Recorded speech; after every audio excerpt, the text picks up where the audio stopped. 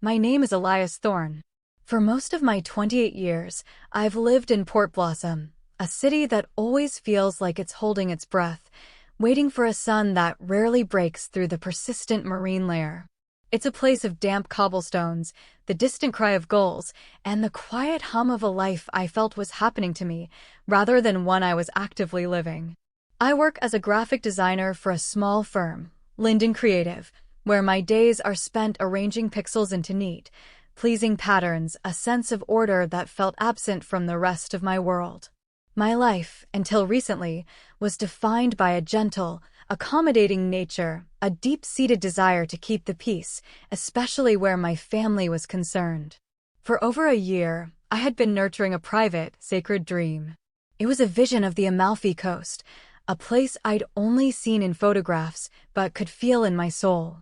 I imagined the scent of lemon groves clinging to the cliffs, the impossible blue of the Tyrrhenian Sea, and the warmth of the sun on my skin, a warmth that felt like a promise of something new. This trip wasn't just a vacation, it was a pilgrimage. It was for the version of me that was tired of the gray, tired of the unspoken obligations that clung to me like the city's mist. Saving for it was an act of quiet devotion. I took on freelance projects that bled into my nights and consumed my weekends. I sold my old camera, the one that had first sparked my love for design. I learned the art of saying no to small pleasures, a coffee out, a new book, a dinner with friends, so I could say yes to this one monumental thing. My budget was a meticulous spreadsheet, a testament to 1,000 tiny sacrifices, each one a brick in the foundation of my escape. I was building a bridge to a different life, one where I could stand on a balcony overlooking the sea and simply breathe, without the weight of anyone else's expectations. At Sunday dinner, a weekly ritual of overcooked roast and simmering tensions, I decided to share a piece of my joy. My parents' dining room, with its heavy mahogany furniture and faded floral wallpaper, always felt too small, the air thick with history. My father, Richard, sat at the head of the table, a man whose presence was a silent demand for respect. My mother, Helen, fussed over the gravy, her movements quick and anxious, a constant effort to smooth edges that were long past smoothing. My sisters, Clara and Sophie, were there too, orbiting the family unit like satellites of need. "I'm so excited for my trip to Italy," I said, my voice softer than I intended. I just booked the final detail, a small villa in Positano with a terrace draped in bougainvillea. Clara, who was scrolling through her phone, snorted without looking up. It was a small, sharp sound of derision. "Oh, you thought you were going alone?" I felt a cold prickle on my neck. I glanced at my father. He was smiling, a slow, knowing grin that never reached his eyes. "It's a family celebration now, son," he announced, his tone leaving no room for discussion. "A chance for all of us to reconnect. It's for the real family." Laughter, light and dismissive, rippled from my sisters. My mother placed a hand on my arm, her touch meant to be comforting, but feeling more like a restraint. "It'll be wonderful, Elias. All of us together." Sophie, my younger sister, finally looked at me, her eyes wide with manufactured excitement. "I was just telling Clara I want to charter a boat to Capri for a day. Did you book anything like that?" The room seemed to tilt. They spoke of it as if it were a settled fact, a plan we had all woven together. But my dream had been a solitary one. I hadn't even told them the dates. The truth, however, landed with the heavy thud of a closing door. My mother, in a moment of what she likely considered family unity, had given my father the number to my emergency credit card. The one I kept for a true crisis. To them, this apparently qualified. They had taken my carefully saved funds and my line of credit and built their own dream on top of mine. First-class flights, not the economy ticket I had painstakingly saved for. The villa I'd chosen had been upgraded to a larger one to accommodate everyone. Clara had booked a private cooking class. Sophie had reserved the boat. They had spent a sum that made my stomach clench, discussing it all with the casual entitlement of people who have never had to foot the bill. I looked around the table at their faces, animated and bright, planning a vacation I had funded but was no longer invited to experience in the way I had intended. I was the silent benefactor, the ghost at their feast. A profound stillness settled over me, a quiet, internal snap. It wasn't anger, not yet. It was the chilling recognition that to them, I wasn't a person with my own dreams. I was a resource. I just nodded. I smiled when they smiled, and I helped clear the plates, my movements steady and deliberate, even as the world I had been building for myself crumbled around me. The week that followed was a masterclass in their casual cruelty. The family group chat, which I was still a part of, was renamed the Amalfi Adventure. It buzzed constantly with their excitement. Clara posted photos of designer sunglasses she'd bought. Sophie ran polls asking for opinions on which sundress to pack for their Capri excursion. My mother shared links to restaurants with seaside views, adding, "Elias, you'll love this place." They talked about it as our trip, a phrase that felt like a constant, tiny betrayal. They enveloped my dream in their own narrative, recasting me from a hopeful pilgrim into the generous patriarch funding their holiday. I watched it all from a distance, a silent observer in my own life. I didn't respond to their texts. I didn't engage. I just watched, and with every message, the last vestiges of my old, accommodating self began to flake away, like sun-scorched paint. The night before their flight, I sat in the quiet of my small apartment. The city outside was asleep, and the only light came from my laptop screen. My heart was calm, my hands steady. There was no rage, no desire for vengeance. There was only a quiet, resolute clarity. This wasn't their dream to steal. I had already reported the card as compromised. I logged into the travel agency's portal. With a few clicks, I began to dismantle the fantasy they had built. The first-class flights were canceled. The upgraded villa reservation was voided. The private cooking class, the chartered boat to Capri, all of it dissolved back into the digital ether. The refunds were processed, the money flowing back into my accounts.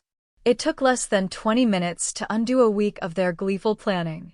When I was finished, I closed the laptop. I turned off my phone, severing the final connection. For the first time in a week, the silence in my apartment felt pure, not heavy with unspoken resentment. I went to bed and slept more deeply than I had in years. The next morning, I turned my phone back on. It lit up with a furious cascade of notifications. 76 unread messages. I scrolled through them, a detached archaeologist studying the ruins of their expectations. The first few were from the early morning, confused. Sophie, hey, my airline app says the flight is canceled? Is yours doing that? Clara, this has to be a mistake. Dad, call them. Then, as they arrived at the airport, the confusion curdled into panic. Dad, what the hell is going on? The check-in desk says there are no reservations under our names. Mom, Elias, please call me. There's been a terrible mix-up. Finally, the frantic messages gave way to the raw, unfiltered rage of entitlement denied. It was accompanied by a photo from Clara. She was at the airport, her face streaked with tears, mascara running. Sophie stood behind her, her face red and contorted with frustration. My father was in the background, a rigid statue of fury, while my mother looked lost and bewildered. The caption was simple: "How could you do this to us?" Later that evening, my dad called. There was no greeting. His voice was cold, sharp, and stripped of all pretense. "You betrayed this family," he said, the words clipped and final. "You humiliated us. If you don't fix this, you are no longer welcome in this house. You are no longer a part of this family." There was a long pause. He was waiting for me to break, to apologize, to promise to make it right. I took a slow breath, feeling the floor solid beneath my feet. "Okay," I said. He was silent for a moment, the single word hanging in the air between us, a sound he clearly didn't understand. Then he hung up. The click of the disconnected call was the loudest sound I had ever heard. It wasn't the sound of an ending, but the sound of a beginning. 2 days after they were supposed to be sipping limoncello overlooking the sea, they showed up at my door. It was a Tuesday, the sky a familiar, dreary gray. The knock was hard, insistent, not the gentle tap of a welcome visitor. I opened the door to find all 4 of them standing in the narrow hallway of my apartment building. My father, still in his work boots, looked as though he'd come to issue a final verdict. My mother clutched her purse to her chest like a shield. Clara wore oversized sunglasses, a ridiculous affectation on such an overcast day. And Sophie was wrapped in a huge, shapeless hoodie, her uniform for emotional warfare. They didn't say hello. They brushed past me as if I were a doorman, their bodies filling my small living room, absorbing all the air and light. My apartment, my sanctuary, suddenly felt like a cage. I stood by the door, watching them arrange themselves on my couch and armchair, a silent tribunal ready to pass judgment. My father spoke first. Of course he did. "We're not here to argue, Elias," he began, using the phrase that always preceded an argument where only his voice was heard. "We're here to clear the air." He said they felt blindsided, humiliated.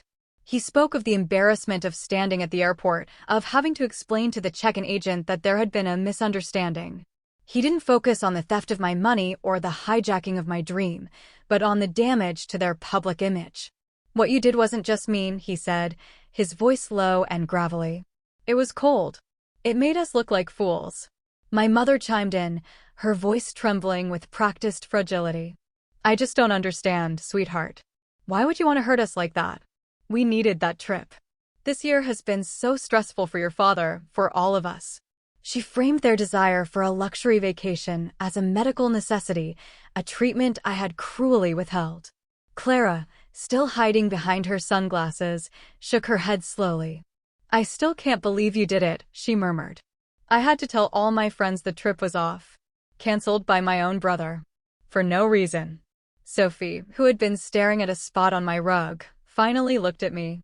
Her expression was a mask of wounded betrayal.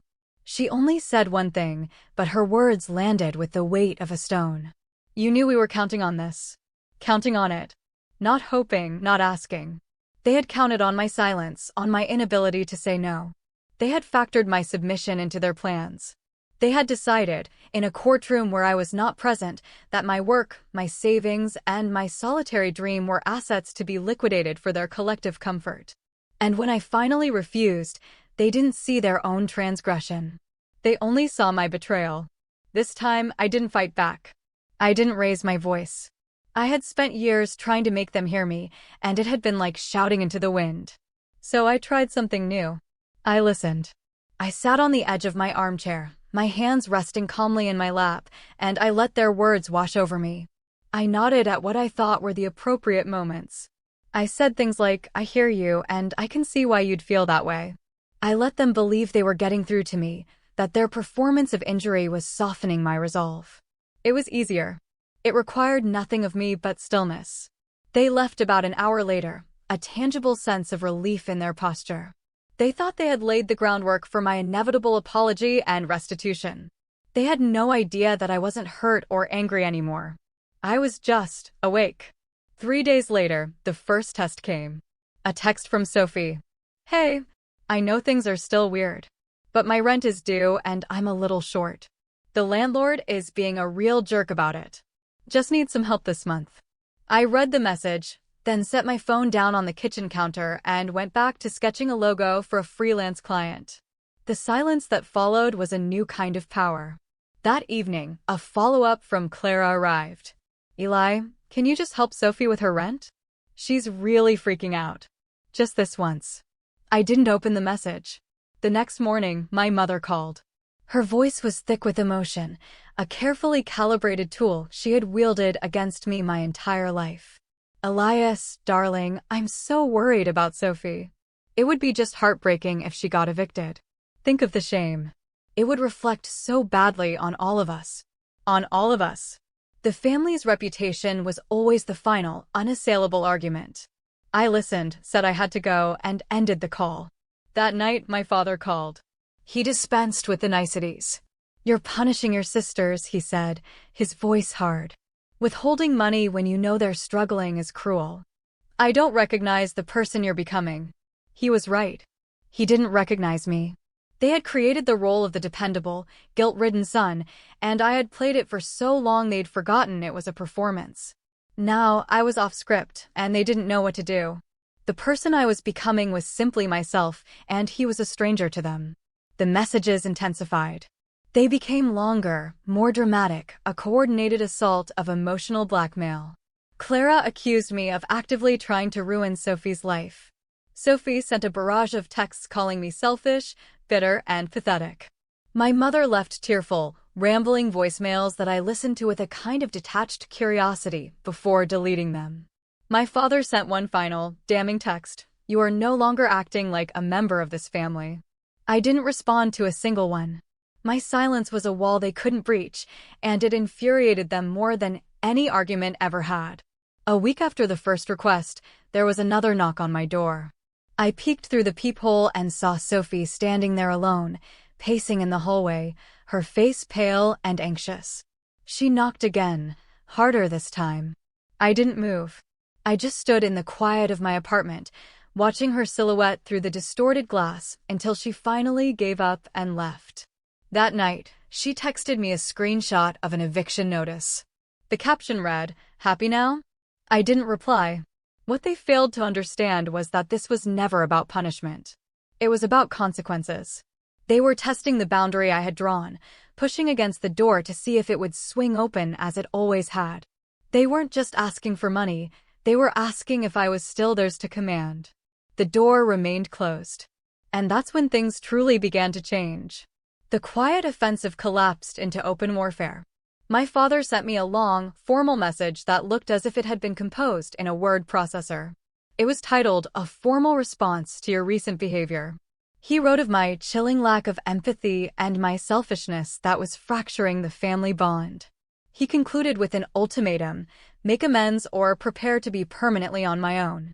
I replied with a single word: understood. That word, so calm and final, seemed to break something in them. My mother sent a torrent of messages about sacrifice, a mother's love, and the sacredness of family. "We raised you to be better than this," one read. "You've forgotten who you are." Then came the real threat, the one they thought was their trump card: "If you keep this up, your sisters might have to move back home."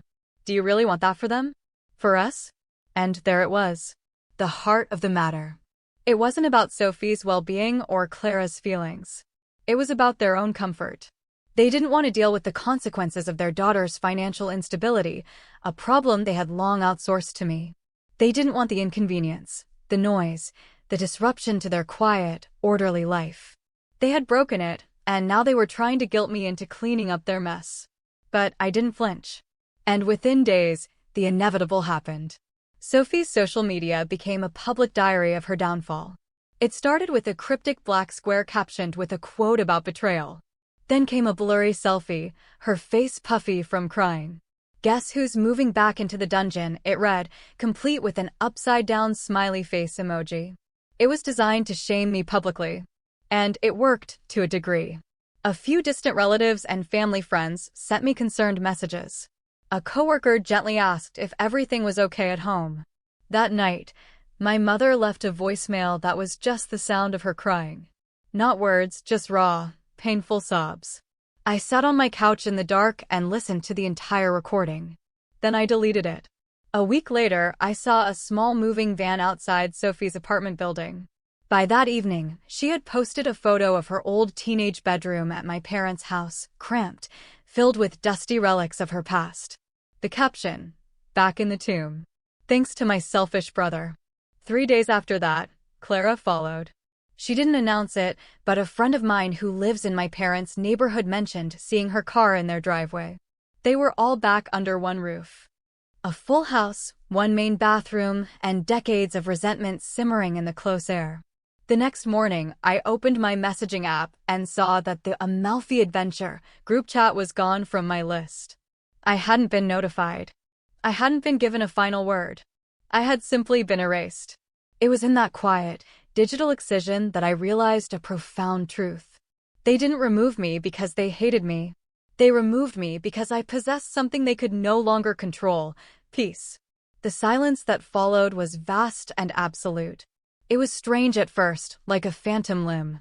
I would instinctively check my phone for the inevitable crisis, the next guilt-laced summons. But there was nothing. The constant, low-grade hum of anxiety that had been the background music of my life had finally stopped. My apartment, once just a place to sleep between obligations, started to feel like a home. I bought a can of deep blue paint and spent a Saturday transforming the wall behind my couch. The color reminded me of the sea I had dreamed of. I bought real curtains to replace the cheap plastic blinds. I rearranged the furniture, creating a space that was entirely my own for the first time. The quiet wasn't empty anymore, it was full of potential. One morning, about a month into this new silence, I found a letter in my mailbox.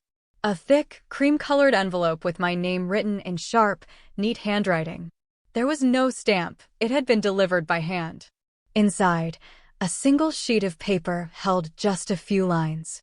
You were never the problem. Others are starting to figure that out too. Keep your eyes open. You'll understand soon enough. There was no signature. That same week, a message appeared in my Facebook inbox from a name I hadn't seen in 20 years. My Aunt Isabel, my father's estranged older sister. I barely remembered her, just a vague impression of a warm laugh and the scent of cinnamon. Her message was brief. Elias, there are some things you need to hear. Call me. Hesitantly, I did. She answered on the first ring, her voice exactly as I didn't remember it, calm, clear, and steady. There was no small talk. She said she'd been hearing things, that someone in the family, she wouldn't say who, had been sending her updates. She'd even seen the screenshots of the family's texts, the ones that had been anonymously sent to me as well. It doesn't matter who sent them, she said. What matters is the pattern. She told me stories about my father, stories from a life before I existed. How he had done the same thing to her, treating her as a financial and emotional backstop until she was drained dry. Your father doesn't know how to build things, Elias, she explained, her voice gentle but firm. He only knows how to lean on what others have built. When I stopped letting him lean on me, he said I had betrayed the family. I walked away when I was 32 and I never looked back. Then she delivered the final, devastating piece of the puzzle. This was never about a vacation, honey. Your father's business has been failing for years. He's drowning in debt. He was using that trip as a final, grand performance of success before the whole thing collapsed. He needed your money not for a holiday, but to keep the illusion alive a little longer. I asked her why she was telling me all this now. She paused, and I could hear her take a slow breath. Because I know what it's like to be told you're the bad guy, when you're really the only one who has the courage to wake up. She offered me a place to stay at her small farm in Oregon. Quiet, remote, no strings attached. A refuge if I ever needed one. I didn't say yes, but the knowledge that it was there felt like an anchor. Over the next few months, fragments of their new reality drifted back to me. A coworker mentioned seeing Sophie working at a local coffee shop, the kind of place she used to mock. Someone else told me Clara had posted another tearful video, this time about the pain of living with toxic family dynamics, a staggering lack of self-awareness that was almost impressive. My father sold his beloved vintage motorcycle and then his collection of woodworking tools. They never reached out. They were not just ignoring me, they were actively pretending I no longer existed. To acknowledge me would be to acknowledge their loss, not the loss of a son or a brother, but the loss of a utility. They lost me not because I learned to hate them, but because I finally learned to listen to them. I believed them when they showed me, time and again, who they were. I believed them when they said that if I stood up for myself, they would walk away. And they did. It's been almost a year now. The silence from them is no longer a recent development, it's the new normal. My life is quiet, but it is not empty. I did eventually go to Italy, but not to the Amalfi Coast. I went to Florence alone. I walked the ancient streets, spent hours in art galleries, and ate pasta in small, family-run trattorias. I sat by the Arno River as the sun set, and for the first time, I felt a peace that was not the absence of conflict, but the presence of self. I still live in Port Blossom, but the city feels different now. I notice the way the light hits the wet streets after it rains, the intricate patterns of moss on the old brick walls. The beauty was always there, I was just too distracted to see it. I think about my family sometimes, not with anger or sadness, but with a kind of distant, gentle pity. They are trapped in a story they can't stop telling themselves, a story where they are the perpetual victims and I am the villain. Maybe one day they will find their way out. Or maybe they won't. Their absence has created a space in my life, and I am filling it carefully. With my own work, with new friendships built on mutual respect, with the quiet joy of a home that is truly a sanctuary. Sometimes, the only way to heal a wound is to stop letting the people who caused it keep touching it. You have to burn the bridge, not in a blaze of anger, but with the calm, steady flame of self-worth, and then just keep walking until you can no longer smell the smoke.